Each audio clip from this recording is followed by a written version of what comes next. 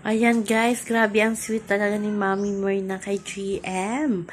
Talagang hindi lang si Fiang na ngayon ang kanyang anak, kundi itong si GM na si Mami Myrna ang naging driver ng dalawa kasi sinundo nga ni Mami Myrna itong si GM at si Fiang sa ABS-CBN building kasi nga late na atang natapos ang taping ng dalawa. O diba, ang sweet din ni GM kay Mami Myrna, humalik agad nang makita itong si Mami Myrna sa loob ng sasakyan. Iba talaga yung samahan ng GM Fiang, lalo na ang kanilang mga pamilya, parang kay tagal na nilang magkakilala kasi sobrang close daw sila.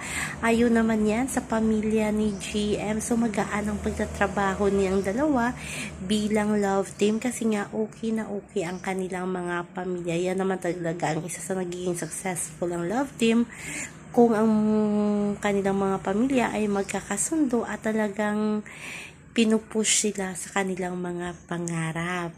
So sa kabilang banda, magbabalik bahay ang Big 4, Big 7 ata kasi kasama din si GM, Binsoy at si JP. So kabang-abang yan sa December 4 na ata yan. Ano kayang ipapagawa ni Kuya sa kanila? Sabi nga ni Fiang kay Kuya, nagbiro pa si Fiang, Kuya ibalik mo na ako sa bahay mo kasi nagugulo na, papagod na daw siya sa outside world. Ang cute lang ni Fiang na maglambing sa kay Kuya. So abangan natin yan. At parang may plano pa din ata sina Fiang at GM na pupunta ng Siargao. Ang sigurado pala na sasama ata sa kanila itong si JP. So abangan natin yan. Baka may nag-invite din sa kanila doon sa Siargao. So, kaabang-abang yan. Grabe talaga.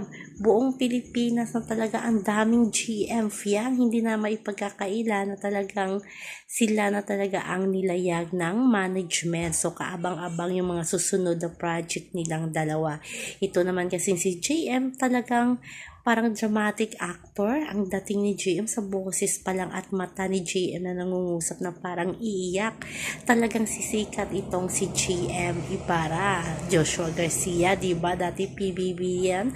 Ngayon, nasaan si Joshua, diba? Isa sa mga pinakamalagaling actor sa Pilipinas.